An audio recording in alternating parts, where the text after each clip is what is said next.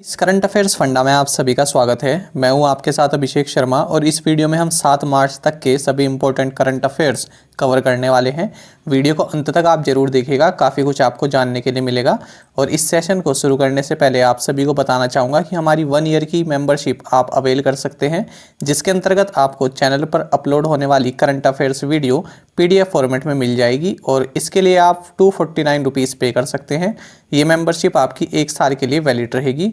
अक्टूबर 2020, नवंबर 2020 और दिसंबर 2020 की PDF भी इसमें इंक्लूड रहेंगी। तो चलिए फिर करते हैं शुरुआत इस वीडियो सेशन की। हाल ही में 2 असफल प्रयासों के बाद निम्नलिखित में से किसने अपने स्टारशिप SN10 प्रोटोटाइप रॉकेट का परीक्षण किया? और करेक्ट आंसर है इसमें ऑप्शन सी, स्पेस एक्स। तो स्पेस एक्स ने बोका चिका टेक्सास से स्टारशिप SN10 प्रोटोटाइप रॉकेट का सफल परीक्षण किया। इसने 10 किलोमीटर की ऊंचाई इस उड़ान में प्राप्त की, साथ ही अपराइट पोजीशन में इसने लैंड किया। लैंड करने के 8 मिनट बाद ही हालांकि इसमें विस्फोट हो गया और ये एक मानव रहित रॉकेट था। हालांकि इस मिशन का उद्देश्य पूरा हो गया, जो कि इस मिशन का उद्देश्य ये जानना था कि जब रॉकेट हॉरिजॉन्टल पोजीशन में हो तो रॉकेट के जो फ्लैप्स होते हैं वो कैसे काम करते हैं। साथ ही आपको ये भी जानना चाहिए कि स्पेस एक्स ने हाल ही में इसरो का रिकॉर्ड भी तोड़ा है, जब इसने 143 सैटेलाइट्स एक साथ लॉन्च की। तो ये भी आपके लिए काफ़ी इंपॉर्टेंट है। बात करते हैं एलन मस्क की। तो ये स्पेस एक्स के फाउंडर एंड CEO हैं, लीड डिज़ाइनर भी हैं। साथ ही ये टेस्ला के भी CEO हैं और द बोरिंग कंपनी X.com इसके फाउंडर भी हैं। न्यूरालिंक, OpenAI, Zip2 इसके को फाउंडर हैं। सोलर सिटी इसके चेयरमैन हैं। आगे बढ़ते हैं। तस्लीमा संघर्ष और साहित्य के लिए 30वें बिहारी पुरस्कार से किसे सम्मानित किया जाएगा? तो ये किया जाएगा मोहन कृष्ण बोहरा को। और साथ ही आपको ये जानना चाहिए, जो इनका ये वर्क है तस्लीमा संघर्ष और साहित्य, ये 2016 में पब्लिश हुआ था।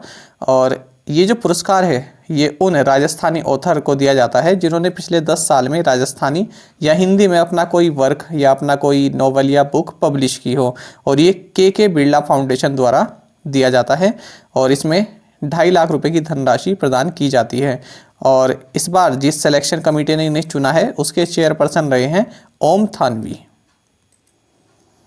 PNB हाउसिंग फाइनेंस और किस बैंक ने घर खरीदारों को खुदरा ऋण देने के लिए एक सह ऋण समझौता किया है? यानी सह ऋण का मतलब है को लैंडिंग एग्रीमेंट। तो ये किया है यस बैंक के साथ। तो इसमें जो भी होम बायर्स को जो रिटेल लोन्स दिया जाएगा तो उसमें इन दोनों की भागीदारी रहेगी। तो इसमें जो PNB हाउसिंग है ये किस तरह का कार्य करेगा, पूरी लोन साइकिल, लाइफ साइकिल जो है वो समझाई जाएगी जो कस्टमर्स हैं, और उनका डॉक्यूमेंटेशन वर्क क्या रहेगा और सोर्स का उनकी इनकम का क्या है। साथ ही उनसे रिलेटेड जो भी इंफॉर्मेशन है वो सभी प्राप्त करने का काम PNB हाउसिंग का रहेगा और यस बैंक इसमें जो है लोन प्रोवाइड कराएगा। साथ ही आपको ये जानना चाहिए कि PNB हाउसिंग फाइनेंस लिमिटेड इसके MD हैं हरदयाल प्रसाद, हेडक्वार्टर्स है न्यू दिल्ली में। यस बैंक के MD एंड CEO है प्रशांत कुमार, हेडक्वार्टर्स है मुंबई में। फ्रेंड्स, आगे आपको काफ़ी कुछ जानने के लिए मिलेगा, स्किप मत कीजिएगा, वीडियो को अंत तक जरूर देखिएगा। National payments corporation of India यानी NPCI ने व्यापारियों के लिए रुपे सॉफ्ट POS लॉन्च करने के लिए निम्नलिखित में से किसके साथ भागीदारी की है? तो ये की है इसने SBI पेमेंट्स के साथ। तो SBI पेमेंट्स के साथ NPCI ने भागीदारी की है, किस लिए? रुपे सॉफ्ट POS इसको इंडियन मर्चेंट्स जो भारतीय व्यापारी हैं उनके लिए लॉन्च करने के लिए। देखिए यहाँ पर क्या होगा कि जो NFC इनेबल्ड स्मार्टफोन्स हैं, NFC का मतलब आपको जानना चाहिए, पूछ लिया जाता है इसकी full form near field communication. तो NFC इनेबल्ड स्मार्टफोन को पॉइंट ऑफ सेल मशीन यानी POS मशीन की तरह काम में लिया जा सकेगा और व्यापारी 5,000 रुपये तक की अमाउंट इसमें कस्टमर से एक्सेप्ट कर सकेंगे। तो ये आपके लिए जानना चाहिए। और साथ ही अब जानते हैं NPCI के बारे में। तो कंपनीज एक्ट 2013 की सेक्शन 8 के तहत बनी एक नॉट फॉर प्रॉफिट कंपनी है और इसका हेडक्वार्टर्स मुंबई में है। दिलीप असबे इसके MD एंड CEO हैं और 2008 में इसकी स्थापना की गई थी। ये सभी NPCI प्रोडक्ट्स हैं, RuPay, IMPS, NASH, ABPS, AEPS, NFS, UPI, Bharat bill payment system and NEFT। TC। तो इस तरह के भी क्वेश्चन पूछ ले जाते हैं कि इनमें से कौन सा NPCI प्रोडक्ट नहीं है। तो इनके अलावा जो भी होगा वो आपका ऑप्शन जो है उसमें गलत होगा, मतलब वो नहीं होगा। ठीक है, ये सभी NPCI प्रोडक्ट्स हैं, ये आपको जानने चाहिए। साथ ही आपको बता दें कि ये सभी 10 कोर प्रोमोटर बैंक्स हैं NPCI के, state bank of India, Punjab national bank, Canara bank, bank of Baroda, union bank of India, bank of India, ICICI bank, HDFC bank, city bank and HSBC। सेना प्रौद्योगिकी संस्थान यानी आर्मी इंस्टीट्यूट ऑफ टेक्नोलॉजी द्वारा किसे life time achievement पुरस्कार से सम्मानित किया गया है? तो ये किया गया है डॉक्टर रमन गंगाखेडकर को। और इनको ये किस लिए दिया गया है फ्रेंड्स? तो एक तो आप ये जान लीजिए पद्मश्री अवार्डी हैं और इनको मिला है एपिडेमियोलॉजी के लिए। अब ये एपिडेमियोलॉजी क्या होती है? It studies the distribution of disease in human populations and the factors determining that distribution chiefly by the use of statistics. यानी अगर कोई बीमारी है वो किस तरह से जनता में फैल रही है, क्या क्या उसके पीछे फैक्टर्स रहे हैं, तो इन सबको समझना किसके द्वारा? आंकड़ों के द्वारा। तो अभी आपको पता है कि पेंडेमिक का जो ये सीजन चल रहा है कोविड-19 का, तो उसमें इन्होंने इस तरह की रिसर्च की है, इसीलिए इनको ये अवार्ड जो है दिया जा रहा है। तो ये आप याद रखना, एपिडेमियोलॉजी। ये आपके इंग्लिश में भी पूछा जा सकता है वन वर्ड सब्स्टिट्यूशन में, और वैसे भी आपको जानना चाहिए। देखिए मैं आपको अगर सही बात बताऊँ तो आप कभी भी इस तरह से मत पढ़िए कि केवल कि क्या ये एग्ज़ाम में आएगा या नहीं आएगा। हमेशा ट्राई कीजिए कि ज़्यादा से ज़्यादा जानकारी आप जुटा सकें। आप अच्छे जानकार बनिए, आप अपने आप ही कोई ना कोई एग्ज़ाम निकाल देंगे। तो हमेशा जानकारी लेने के लिए पढ़िएगा। आगे पढ़ते हैं। अंतर्राष्ट्रीय मुक्केबाजी संघ AIBA यानी इंटरनेशनल बॉक्सिंग एसोसिएशन की चैंपियंस एंड वेटरन्स समिति का अध्यक्ष किसे नियुक्त किया गया है? तो ये किया गया है मैरी कॉम को। मैरी कॉम क्या है? 6 टाइम वर्ल्ड चैंपियन प्यूजिलिस्ट है। प्यूजिलिस्ट का मतलब होता है बॉक्सर हैं, और इनको इंटरनेशनल बॉक्सिंग एसोसिएशन की चैंपियंस एंड वेटरन्स कमेटी का चेयरपर्सन घोषित किया गया है। साथ ही आपको ये भी जानना चाहिए कि 2020 में इन्हें पद्म विभूषण से सम्मानित किया गया था, और ये मणिपुर से हैं। ये भी कई बार पूछा गया है एग्जाम में कि मैरी कॉम जो है ये किस राज्य से हैं, तो मणिपुर से हैं ये। और AIBA के प्रेसिडेंट हैं उमर क्रेमलेव, और इसका हेडक्वार्टर्स है लुज़ाने, स्विट्जरलैंड में। राष्ट्रीय रक्षा अकादमी यानी नेशनल डिफेंस एकेडमी के डिप्टी कमांडेंट और मुख्य प्रशिक्षक के रूप में किसने कार्यभार संभाला है? तो ऑप्शंस आपके सामने हैं, और करेक्ट आंसर होगा ऑप्शन सी, संजय वत्सायन। तो संजय वत्सायन ने जो है deputy commandant and chief instructor का पद संभाला है। कहाँ पर? नेशनल डिफेंस एकेडमी, जो कि कहाँ पर लोकेटेड है? यह है आपका खड़गवासला, पुणे में। संयुक्त कमांडरों का सम्मेलन यानी कंबाइंड कमांडर्स कॉन्फ्रेंस CCC किस स्थान पर आयोजित हुआ? तो ये हुआ केवड़िया में। केवड़िया कहाँ पर है? गुजरात में। और ये क्वेश्चन इसलिए भी इंपॉर्टेंट बन जाता है क्योंकि इस सम्मेलन को प्रधानमंत्री नरेंद्र मोदी द्वारा जो है संबोधित किया गया है। फूड वेस्ट इंडेक्स रिपोर्ट 2021 किसने जारी की? ऑप्शंस आपके सामने हैं, और करेक्ट आंसर होगा ऑप्शन सी, UNEP यानी यूनाइटेड नेशंस एनवायरनमेंट प्रोग्राम।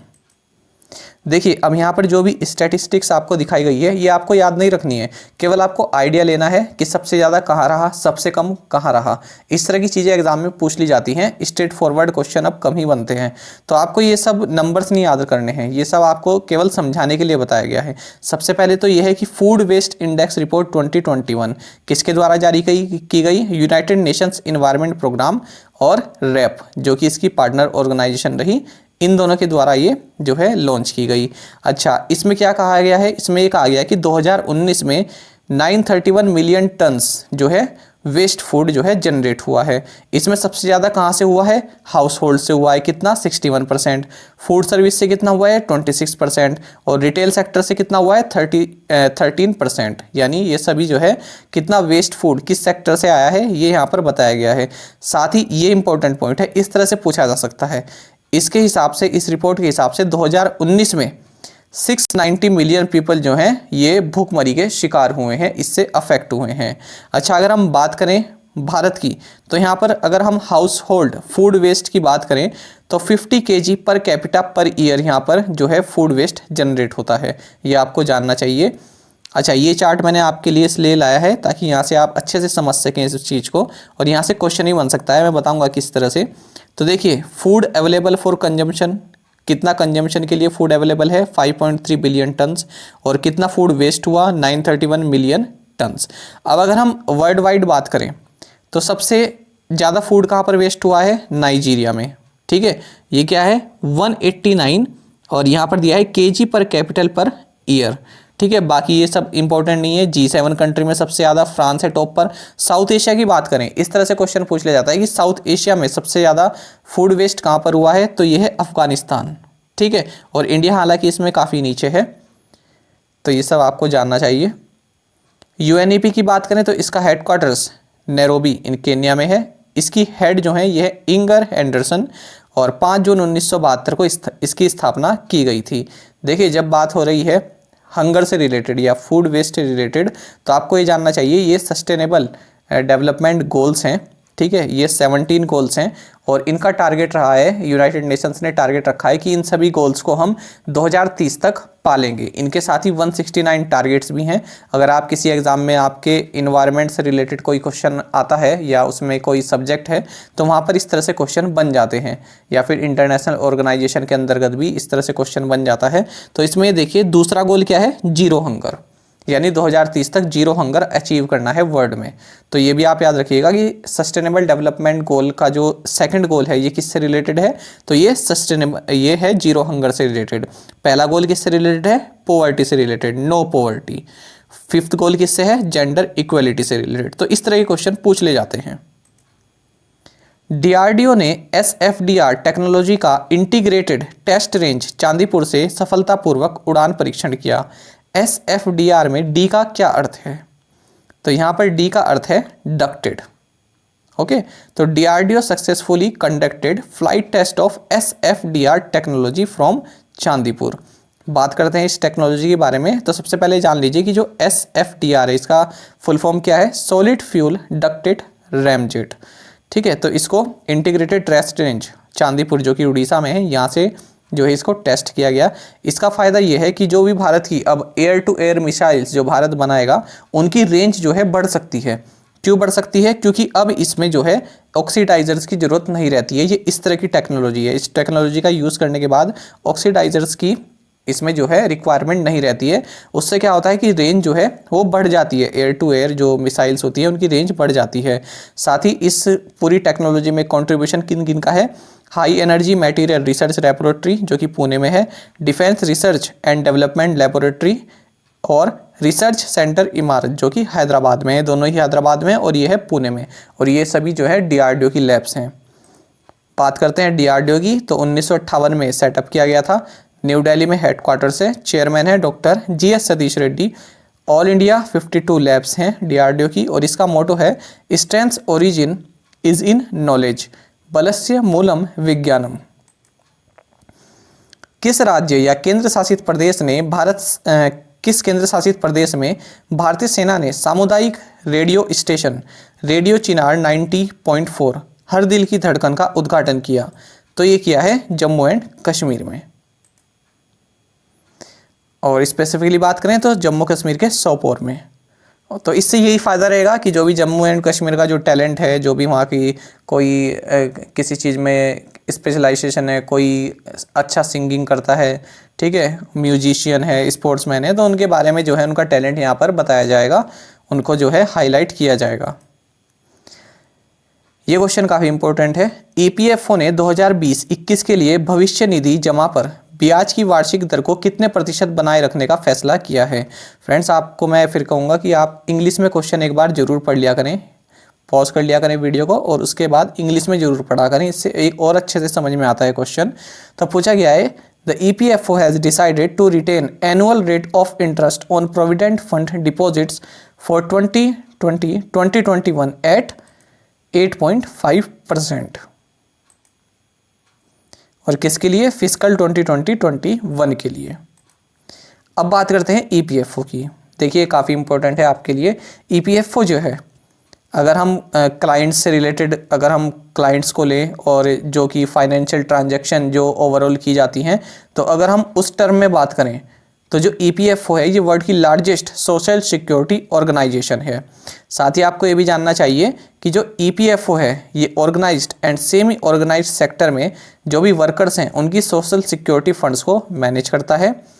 और जो ये एम्प्लॉयज़ प्रोविडेंट फंड है ये अस्तित्व में कब आया, जब 15 नवंबर 1951 में एक ऑर्डिनेंस जो है प्रोमोलगेट किया गया जिसका नाम था एम्प्लॉयज़ प्रोविडेंट फंड्स ऑर्डिनेंस। ठीक है, अच्छा अब इसको किस नाम से जाना जाता है, employees provident funds and miscellaneous provisions act 1952, इस नाम से अब इसको जाना जाता है, employees provident funds and miscellaneous provisions act 1952। साथ ही आपको ये भी जानना चाहिए कि पूरे इंडिया में ये लागू है। अच्छा इसमें क्या है, अब देखिए, the act and scheme frame there under are administered by a tripartite board. ठीक है, तो जो ये बोर्ड है तो इसमें कौन कौन है, central board of trustees, employees provident fund जिसके अंदर की गवर्नमेंट के रिप्रेजेंटेटिव भी आते हैं सेंटर और स्टेट से, और एम्प्लॉयर्स एंड एम्प्लॉयज़। अच्छा ये आपको जानना चाहिए कि ईपीएफओ जो है ये ministry of labour and employment के अंतर्गत आती है।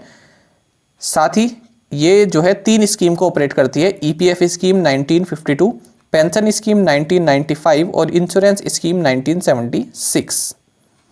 और आपको ये भी जानना चाहिए कि पिछले साल दिसंबर 2020 में ईपीएफओ ने 12.54 लाख नए सब्सक्राइबर्स ऐड किए हैं। किस राज्य ने अपने लोगों के लिए 50,000 प्रति माह रुपए से कम भुगतान करने वाले निजी क्षेत्र में 75% नौकरियों को आरक्षित करने वाले बिल को मंजूरी दी है, तो ये दी है हरियाणा ने। यानी जो भी प्राइवेट सेक्टर 50,000 रुपये तक पे करते हैं या उससे कम पे करते हैं, तो वहाँ पर जो यहाँ के लोकल वर्कर्स हैं उनको 75% जो है रिजर्वेशन दिया जाएगा प्राइवेट सेक्टर में। ये मतलब है इस क्वेश्चन का। हरियाणा के सीएम मनोहर लाल खट्टर जो कि बीजेपी से हैं, डिप्टी सीएम है दुष्यंत चौटाला जो कि जन नायक जनता पार्टी से हैं, कैपिटल है चंडीगढ़, गवर्नर है सत्यदेव नारायण आर्य। साथ ही आपको जानना चाहिए कि Sultanpur national park, Kalesar national park,